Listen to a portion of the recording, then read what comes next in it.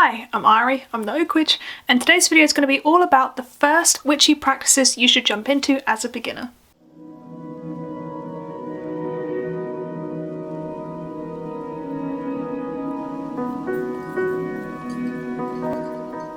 So, something we say to beginners a lot is to research, to read, to prepare yourself, to make sure that you know what you're doing before you do it. And this line of thinking is really important. The idea that actually you need to make sure you're well researched before you jump into anything is for safety reasons, right?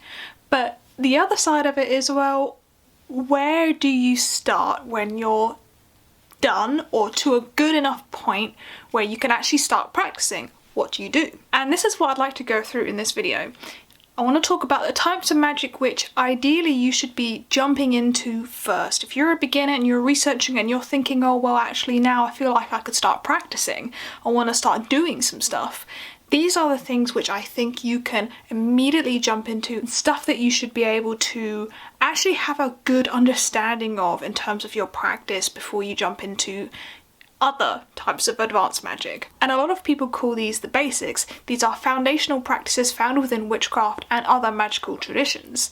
And this is stuff that I've spoken about on my channel before, but in this video I wanted to give a concise enough list of what practices you should be jumping into and how to do so. One of the first witchy practices you should be doing straight away is grounding. Now, grounding arguably is a type of energy work, which energy work is actually used quite a lot within witchcraft and is utilised a lot by magical practitioners. And energy work is something which is so broad. People, I think, simplify it a little bit, and I will be simplifying it a little bit for the sake of this video. But energy work consists of an array of different practices from different cultures. But something that kind of falls under the umbrella is grounding. Now, grounding arguably is a type of magic. It's something which you utilise before you do your spells, you utilise after you've done your spells, after ritual, before ritual. It's utilised a lot throughout your craft, and it's something that you'll go back to time and time again. And it's so simple, it's so easy. And the skill is actually finding a set of grounding practices that really work for you and something that you can just do on a whim when you're in dire need of doing so. And think of grounding as bringing yourself down to earth. Sometimes psychologically you can feel yourself quite in your head a lot. You're in your thoughts and you're not necessarily down to earth, you're not in touch with that earth element inside you. And I think grounding is the idea of bringing yourself back down. As established in my last video, the mundane is magical too. So don't try and overcomplicate grounding. It really doesn't have to be that complicated. It can be something as simple as brewing yourself a cup of tea, sitting outside. You know, it doesn't have to be in a forest. It can just be on a bench. It can just be in your garden, it can be somewhere just completely, it doesn't matter where you are, just go outside, cup of tea, and don't bring your phone perhaps, just have yourself your drink and listen to the sounds around you. What do you notice? What can you hear? Can you single anything out in particular? What does that sound like? And focus on that sound. And just let yourself be aware of your surroundings and just sit grounded as you sip your cup of tea. And it can be as simple as that for you. Grounding can just be going for a walk. It doesn't even have to really be a nature walk specifically. If you don't have nature around you, just go on a walk and try to identify the weeds that are along the cracks of the pavement or the random tree that you find every now and then. Finding nature in those spaces, even if you're in an urbanized area, is still really lovely, really grounding. So that could be another thing. Another great grounding technique, which I think people call earthing as well, but I kind of see earthing as grounding. I don't really, maybe I've got that wrong, but for me they kind of are quite similar. But it's this idea of going out and touching grass, which people kind of use as a joke nowadays, like go outside and touch some grass. But it really is like a good thing to do. It really does ground you. I like to use a lot of stones as well for grounding. But yeah, so if you haven't gone outside and touched some grass lately, just go out and do it. You'll feel better, I promise. Some people opt for some light exercise. That can help some people. So yeah, try not to overcomplicate grounding. It can really just be any set of practices which make you feel grounded. And that is a magical practice. And it is something that you'll continually do as your craft builds. So the second type of witchy practice you should be doing as a beginner straight away is centering. Now centering, I guess, also falls under this energy work umbrella, and it's this idea of trying to align your energies together within yourself. It's not necessarily grounding, but it's just staying on top of your body, your emotions, your thoughts, your energy, just staying on top of it and staying in control of it. So again, like with grounding, the skill here for centering is being able to test out different centering practices and figure out which works for you and which actually are your go-to, and have these set of practices which you can do when you really need to or you're just in a rush. And yeah, types of centering practices can include breathing techniques, which are arguably a type of meditation. I like to opt for just a simple slow count to 10 and then from 10 down to 1. Something just that really gets me out of my anxiety is just looking at things around me and trying to single out specific things. There are so many different centering and grounding exercises that you can utilize, and honestly you might look at this and think that they're quite like boring and not really too witchy, and arguably actually a lot more psychological. But they are foundational practices. They are really useful things to get a hold of. Arguably they are a type of magical practice, so don't knock them. I think you'll find if you have a good foundation of these skills, when it comes to doing things like spell work and rituals and all the fancy stuff that people enjoy way more, it will come a lot easier to you and the whole experience will be a lot better in the long run. These types of foundational practices can really strengthen your magic and make it go the extra mile. So diving into these practices first, I think, is why people say the basics are so important. One thing I wanted to add is I mentioned in quite a few videos ago that I have a beginner, I think I mentioned this in my tips for beginner witches video, but I made a Google Doc resource document. I made a document full of tips. It's a massive guide full of resources and like book recommendations and articles to read and things like that. And I've put that in every single one of my videos below, but I've been updating it ever since I made it like last summer, and I have actually included a whole bunch of resources for these types of magic. So if you wanted, you know, not just my advice, if you wanted other people's advice, other videos, other YouTubers, other website links and stuff, go and look at that link below. It's in every single one of my video description boxes. So yeah, go have a look in that if you want to. It is below. So the third type of witchy practice that you should be doing straight away, which is actually a type of magic, and it is protection. Now this is a little bit more of a fun magic, but protection is also really, really crucial. When you start getting into working with energies and spirits, if you don't know how to protect yourself, it's a little bit dangerous actually. And this isn't to instill fear in you. I don't want to scare anyone. You know, you'll most likely be fine. But for example, think about it this way. We install locks on our doors. We lock our car when we leave it in a parking lot. We wear a seatbelt.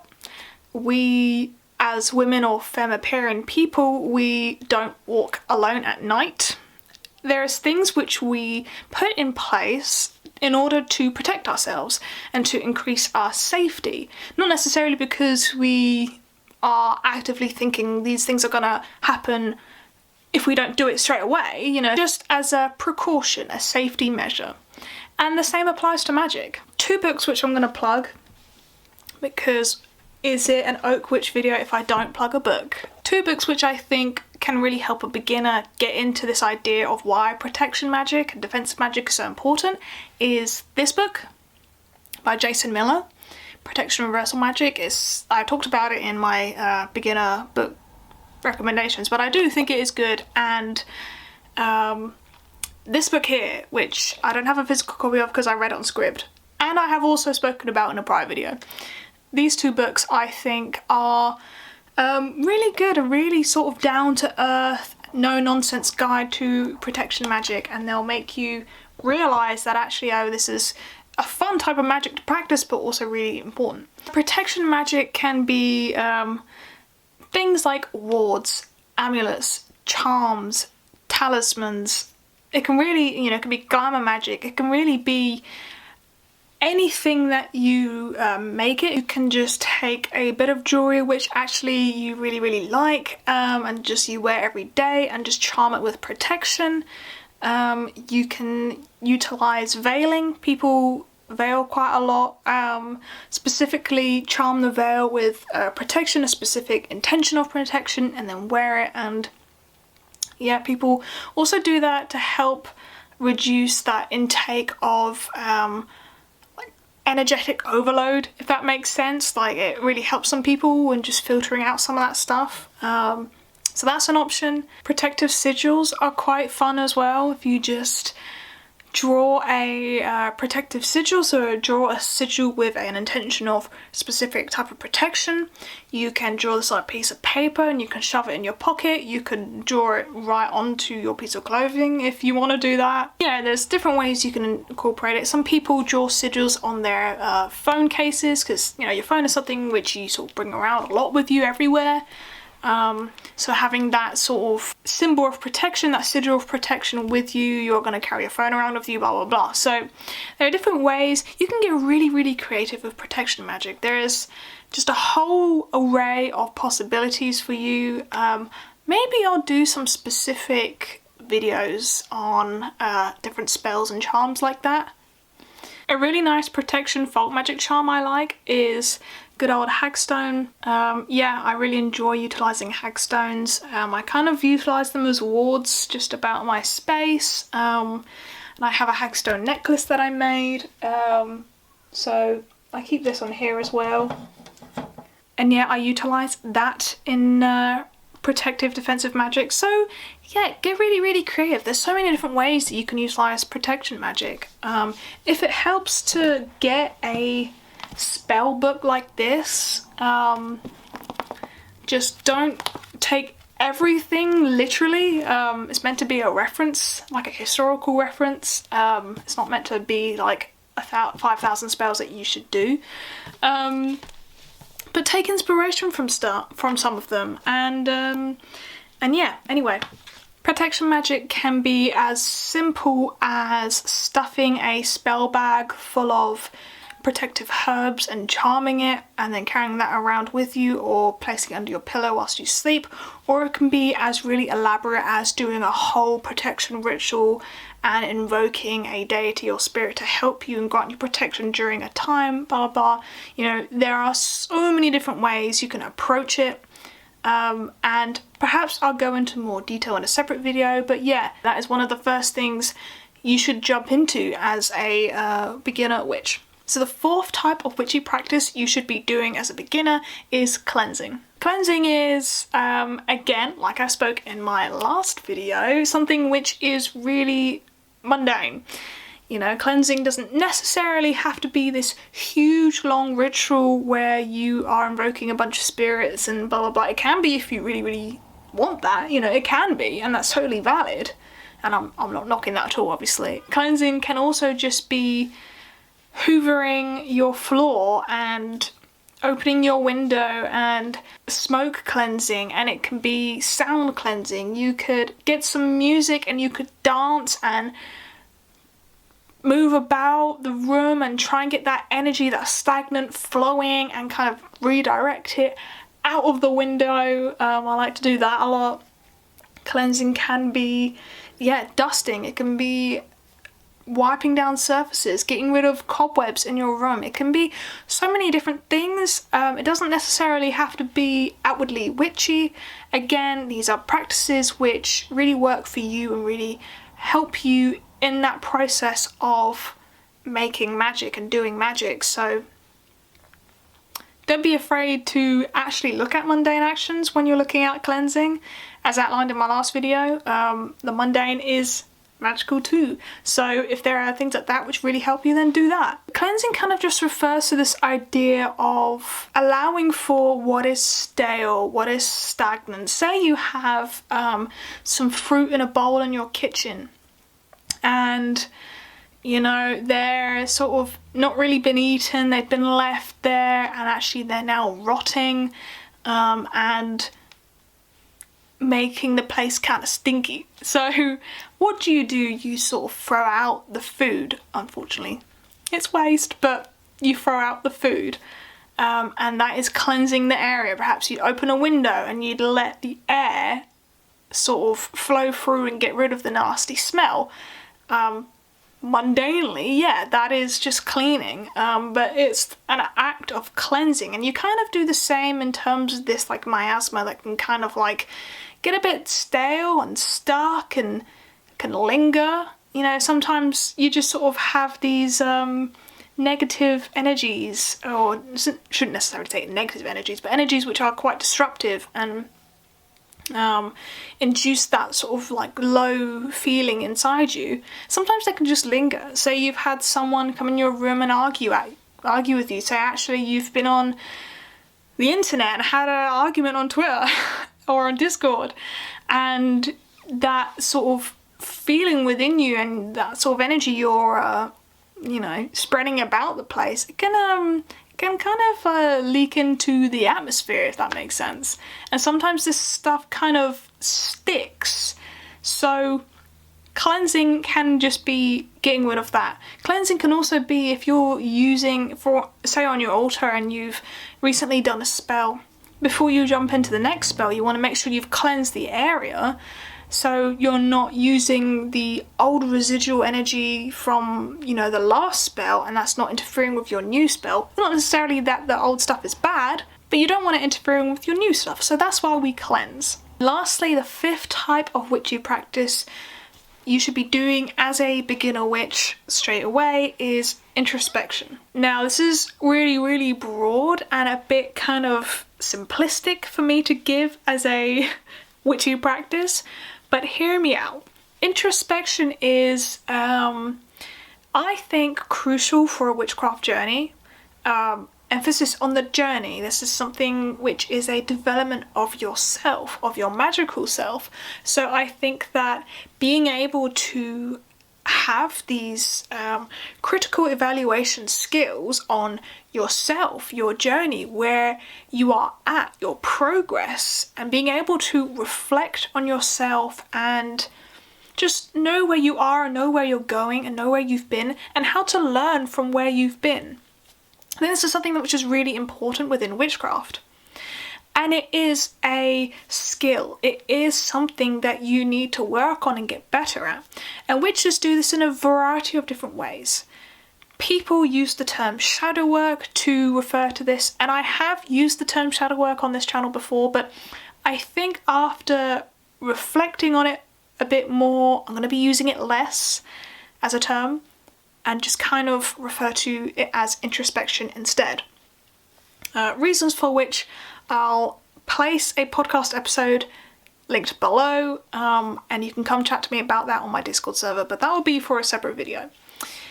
But anyway, introspection is, I think, really vital, and witches do this in divination, for example. An introspection practice which is really simple to do is perhaps on every new moon or every waning moon, do a tarot reading. Do a reflective tarot reading on just where you've been at. Ask the cards a question about yourself, your journey, what you need to work on in the future, where you need to put your focus towards.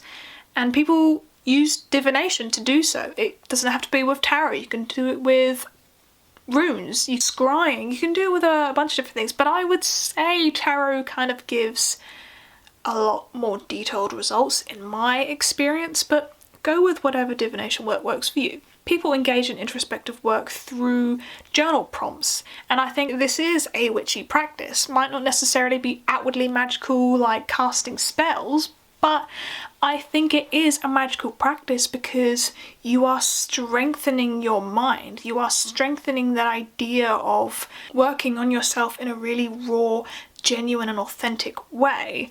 And journaling is a great outlet for this. I've kept a diary ever since I was 9 years old. And it's something which has just massively helped me. I haven't necessarily been engaging in really deep critical thought since I was 9 years old, but just having a space where I can let out my emotions, let out what I'm thinking, just update myself or a diary as to what I'm doing right now currently in my life, where I'm heading, what my current goals are, what actually my current fears are, and what I am worried about, what upsets me, what makes me really happy. Engaging in this reflection in a really detailed way I think is really a good thing to do. A New Year's practice that I've adopted into my practice is every New Year's Day I film myself just saying Happy New Year and just saying what I've done in this last year and what I think the following year will be like for me, and what I hope will happen, what I hope doesn't happen, I guess. And I've been doing that every single New Year's Day for the past 4 years. Those videos are never gonna be shown to anyone ever, but it's just for me. And I think engaging in that kind of like just introspection, that self-reflective thought just for yourself, I think it can be really powerful, and I think that's something you can utilize in your craft. You can utilize it more specifically towards your magical practices by just engaging in a reflective journal for your spells, for your rituals. Detail what happened, what you did, how did you feel whilst you engaged in the spell, how did you feel after the spell was done, what are your doubts and your worries. But I think engaging in this process of thinking about actually how you felt and your approach, I think it can really help in your future approach to your craft and your future ways of looking at things. And when you're able to identify patterns over time, if you're able to look at your past entries and notice patterns in your feelings, in your thinking and in your behaviour, I think that can really help when you're actually looking at your future behaviour and actually trying to work with identifying, oh, I got this emotion when I thought of this, oh, that's a link, that's a pattern, or identifying habits, and then actually trying to walk a path to help resolve and actually try and prevent these habits. And it's a whole process. I think it's inextricably linked to mental health. I think it's something which is tied to that, and I think that I don't think people should be trying to resolve their mental health on their own, especially when we're getting into this term shadow work and unpacking trauma. It's not something that was built to do yourself. This was something that was meant to be a part of therapy. It's not something that actually you're really meant to be doing alone in a room. And I think you really have to be careful when you're looking at this idea of unpacking trauma. If you're trying to handle this by yourself and you're not equipped to do so, and you can probably make yourself feel worse. So massive disclaimer, please seek professional mental health help when looking at this idea. But I think also engaging in introspective work is something that's good to do, even if it's just you listing your emotions and writing them down and helping them come from here to outside here. Sometimes I think we can get a little bit wrapped in our heads and we just need that release, and that in itself can be really, really helpful. So yeah, those are the 5 basics I think every beginner witch should start practicing. Do you agree? Do you disagree? Do you have any further thoughts? Put them down below or come talk to me in my Discord. There are way more basics, I think. Some honourable mentions, I think, are things like banishing and purifying. But I didn't want this video to be way too long because I always just keep talking on and on, so I'll leave it there for now. I have a new microphone. Did anybody notice? Hopefully the audio quality is a little bit better than before. And yeah, another really exciting thing is your girl got monetized. Making these videos has been really fun. It's been really enjoyable, and it's a privilege, honestly. I'm really grateful for people who have supported me along the way. Not to get all like soppy and cringy, but I do, you know, I really like this platform, and I really hope that I can actually make witchcraft accessible to people, and that is my goal. That is completely my goal with this channel, just trying to make witchcraft more easily understandable and accessible to people. And yeah, anyway, thank you so much for watching, and I'll see you in the next video. Bye.